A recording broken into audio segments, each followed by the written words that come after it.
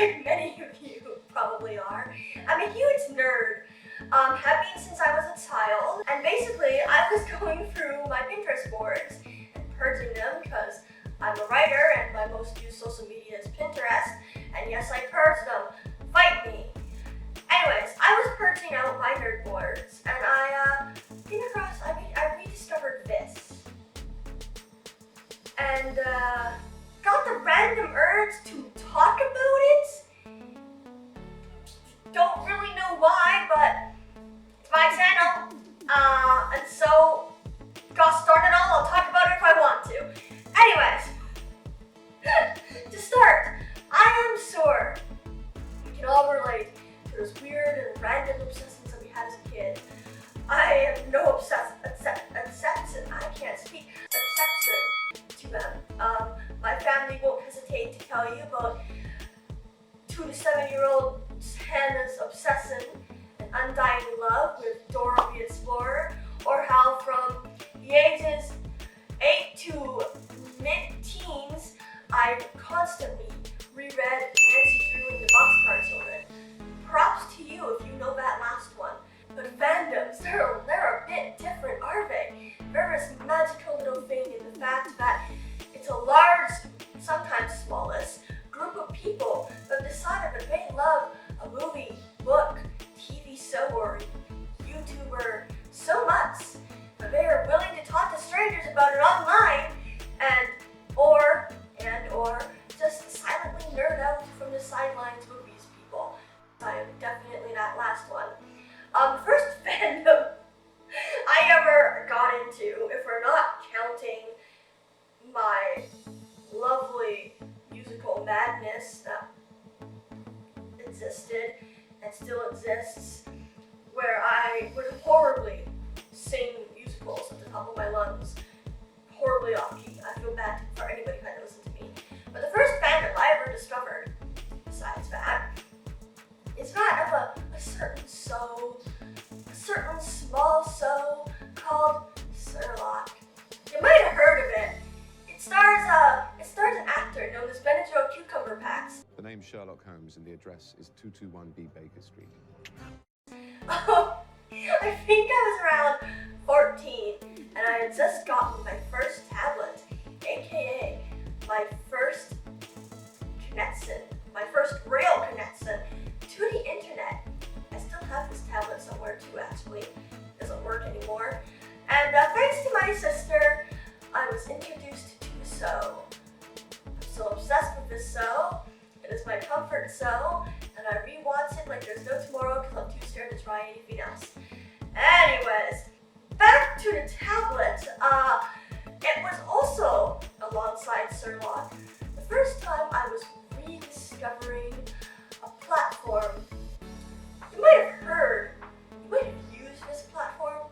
You know, it's something. It's called YouTube. Yes. Anyways, I was rediscovering YouTube. By this point, it was like 10 years old. I was not early to the party in any way, shape, or form. But, you know, first time using it on my own. On my own. Either way, I had used the platform before. I knew of it, and I had used, but I knew the platform, and my family had used it before, but me as a child mostly thought of it only as the place to watch black and white Andy Griffiths and old Spider-Man cartoons with my family. And so I paid no mind to it until like 2014. But this was different because it was 2016, and boy oh boy, was YouTube on its huge hype for all its YouTubers. The first YouTuber and channel I ever really got into was a channel known as Jessie V. Again, props to you if you know of her. She's a great channel if you want spooky stories and ghost stories, which, considering my obsession with Sherlock, was no surprise that was the first channel I ever got into. So this is little Hanny's first introduction to Fandoms. Yay!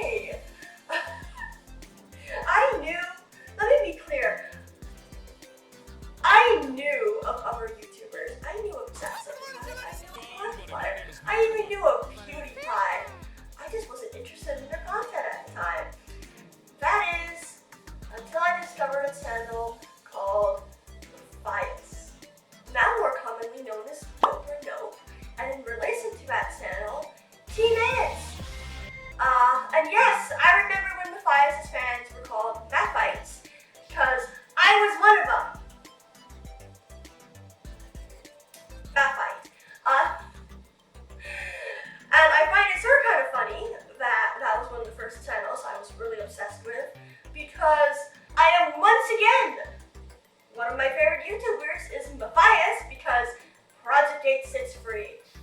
Don't even get me started, that series is taking over my life. Anyways, now, by this time I was occasionally watching people like Satsupkai and Markiplier, and DanandPhil. I was on the platform and witnessed the chaotic battle that was Septiplier, which, let me be honest, that whole thing is half the reason, one of the biggest reasons why I did not get into the fandoms until like way later down the line. And I literally watched every single pin-off that came out whenever it was uploaded because I thought they were really funny. So I knew of them. I just didn't subscribe because I wasn't that interested in them. Not really my type of content yet. Not my favorite. I kept up with Markiplier and Satsupkai mainly because of the ego content, because who doesn't love Anti-Septikai and Darkiplier? They're great. I just wasn't into gaming, which was mostly what their channels were at the time. That is until 2017 when a certain indie horror game rocked the entire platform, took over my life like completely, and it just basically took over YouTube for like most of the year. I'm not talking about a FNAF game. I am in fact talking about Vending in the Intimacy. I'm here. One of the first games I ever discovered. Let me tell you, it's still one of my favorites. 16-year-old me loved that. She was obsessed with it.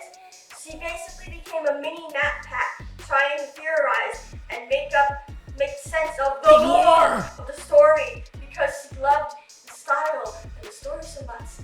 And she spent so much time trying to figure out little secrets via watching people's videos of them because she couldn't play the game and also had no guts to actually play the game, which to this day I have no guts to play it. I'm sorry. And if we're thinking about it, this is also when I got into game theory. So by 2018, hi Gigi, I was watching the majority of the channels that I used to discuss over. I was part of the fandoms, like the big ones, really big ones. Okay, but why am I talking about this? Why am I talking about this? Okay, and what does it have to do with a sappy Pinterest pin?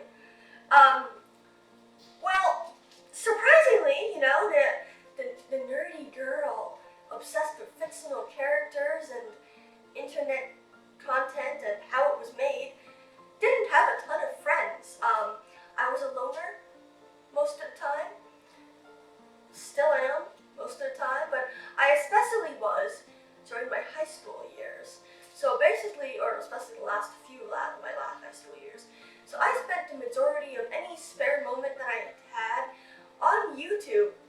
I wasn't very active on it, and I didn't really talk to anyone about it because most of the people I had mentioned it to thought it was really stupid that I was that into YouTube and the people on it and stuff like it, and they thought it was a huge waste of time. So I didn't tell anyone about it because I did not want to get insulted for it. Because I found it relaxing, fun, and interesting, and I considered it to be my safe and creative space where I got to do things I actually enjoyed and watch things I actually enjoyed. I'm gonna tell you, I didn't really know who I was at the time. Do I now? It is questionable. But I do know that during those times, I really did find myself in the bubbly, creative, and even informational personalities that I watched and read online. They're a huge part of who I am today. And with the exception of a handful of people, they're the ones who sort of kind of saw me at my lowest and kept me going and kept me laughing. Whether it was solving mysteries with Sherlock or laughing at a game or meme with Jacksepticeye, they became my background noise. They became the ones who filled the silence and long days, helping to make me feel a little bit less alone. They're a part of who I am. They're a huge part of who I am. Matt, Pat, and Sherlock taught me to take a closer look at things. DanandPhil helped me have the courage to exist because things will get better.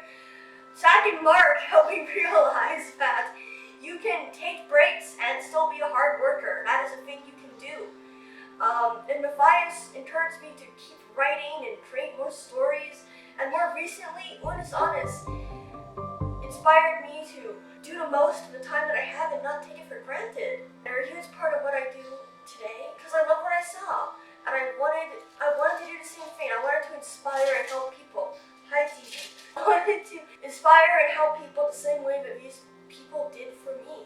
To put it shortly and simply, Fandoms did so much for me. And anyone who says they're a waste of time doesn't really know what we're talking about and don't realize just how important they can be. Because I honestly wouldn't trade the friends that I've made along the way, the real treasures, the friends I've made along the way, and the values that I gained from these people and characters. I wouldn't trade them for anything in the world. And to me, that's honestly amazing. And I love it. I love being a fan.